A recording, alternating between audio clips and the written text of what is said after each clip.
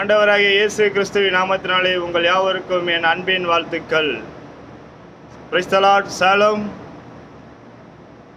இன்றைய கர்த்தருடைய வார்த்தை எண்ணங்கள் அநேகம். நாங்கள் கர்த்தருடைய வார்த்தையை கேட்போம். மனுஷனுடைய இருதயத்தின் எண்ணங்கள் அநேகம், ஆனாலும் கர்த்தருடைய யோசனையை நிலை நிற்கும். Promise words for the day. There are many devices in a man's heart. Nevertheless, the horns of the Lord that shall stand. Proverbs 19:21. இன்றைய கர்த்தருடைய வார்த்தையை கேட்ட பார்த்த உங்கள் யாவரையும் கர்த்தர் ஆசீர்வதித்து பெருகவே பெருக செய்வார். மறக்காமல் சப்ஸ்கிரைப் பண்ணுங்கள். கர்த்தருடைய நாமம் மகிமைப்பட லைக் பண்ணுங்கள்.